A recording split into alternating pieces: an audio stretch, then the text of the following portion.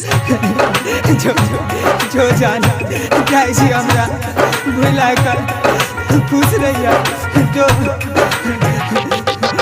DJ Amit Tiwari अपहर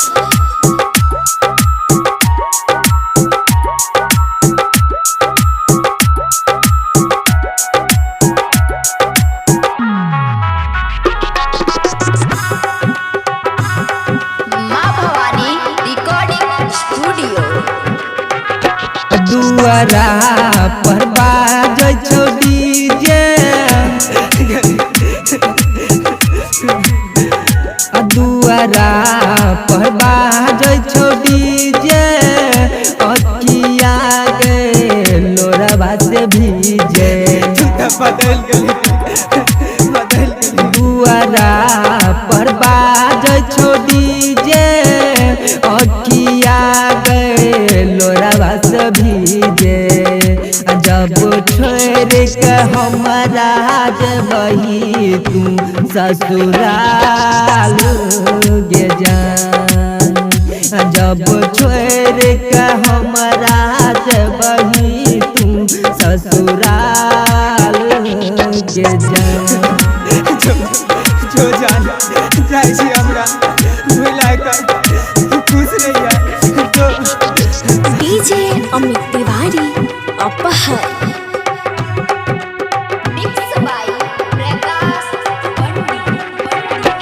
हल्दी लगे तू गाल में ससुराल हल्दी लगा हल्दी लगे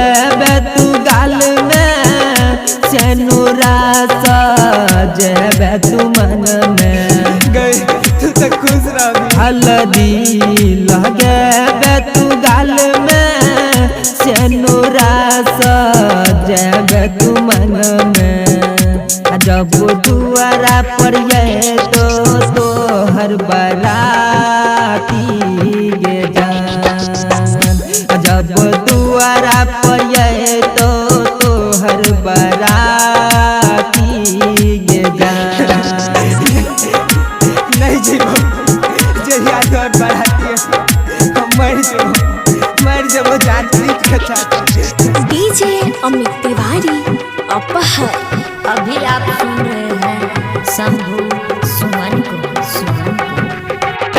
क्रिया कसम तू खेलही झूठा कसम चली भुला गई क्रिया कसम तू खेलही पल भर में भूल तू गेलही बेवफा जी तू क्रिया कसम तू खेलही पल भर में भूल तू गेलही काल दुआरा पर यही तो हर बराती गे जान काल दुआरा पर यही तो हर बराती गे जान कौन कभी रो हमरा प्यार में जे तू छोड़ कर चल गई बोलना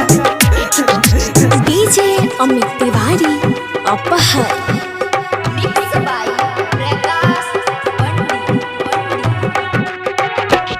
मरबोगे हम हया दुरतिया मर जबो नहीं मिली तो मरबोगे हम हया दुरतिया पीट पीट के जान गे छतिया होने तो मरबोगे हम हया दुरतिया पीट पीट के आपन छतिया मनीष राम बाबूजी का दिलही भुलाई गे जान शंभू सुमन का दिलही